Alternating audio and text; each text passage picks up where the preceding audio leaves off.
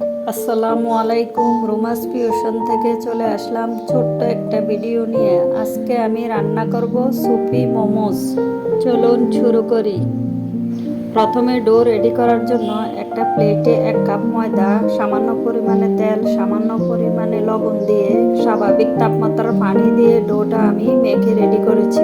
এরপর 20 মিনিটের জন্য একটা পরিষ্কার কাপড় দিয়ে ডোটা ঢেকে রেখেছি। অপরদিকে একটা বাটিতে মুরগির বুকের মাংস, পেঁয়াজ কুচি, গোলমরিচ আধা চা চামচ, ধনে পাতা, কাঁচামরিচ কুচি, আদা বাটা 1 চা চামচ, রসুন বাটা 1 চা চামচ, 1 টেবিল চামচ লেবুর রস, সয়া সস 1 টেবিল চামচ, লবণ স্বাদ মতো দিয়ে ভালোভাবে মেখে আধা ঘন্টার জন্য রেখে দিব। ফিরে আসলাম 20 মিনিট পর। এখন আমি ডোটাকে ভালোভাবে মথে পাতলা রুটি আকারে বেলে নিব।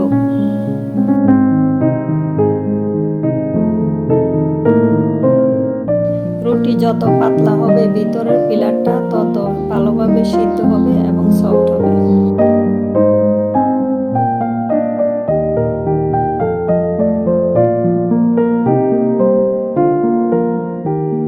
রুটি এরকম পাতলা হয়ে গেলে গোল করে কেটে নিব।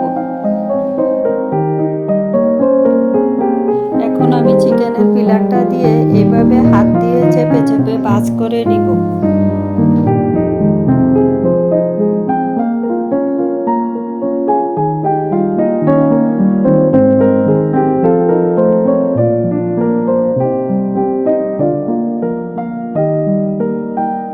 এখন একটা ফ্রাই প্যানে আধা কাপ চিকেন স্টক, পানি 2 কাপ, কর্নফ্লাওয়ার 1 টেবিল চামচ, সয়া সস 2 টেবিল চামচ, শুকনা টালা মরিচ, টমেটো সস, চিলি সস, কাঁচামরিচ দিয়ে ভালোভাবে মিক্স করে চুলাটা অন করে দিব।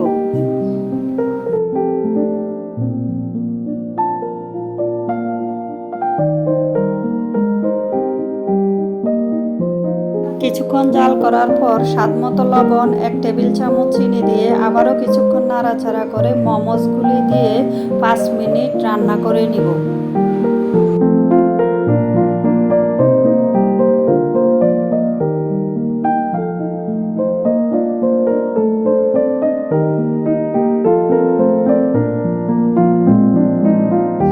মিনিট পর থাই পাতা, ধনে পাতা দিয়ে কিছুক্ষণ নাড়াচাড়া করে যখন সিদ্ধ হয়ে যাবে তখন চুলাটা বন্ধ করে দেব। বাস, তৈরি হয়ে গেল আমার সুপি মোমোস। এইভাবে রেস্টুরেন্ট স্টাইলে সুপি মোমোস তৈরি করে নিতে পারেন বাসায় খুব সহজে। ভিডিওটি ভালো লেগে থাকলে লাইক, কমেন্ট, শেয়ার, ফলো দিয়ে পাশে থাকবেন রুমাস ফিউশনের সাথে। আসসালামু আলাইকুম, ধন্যবাদ সবাইকে।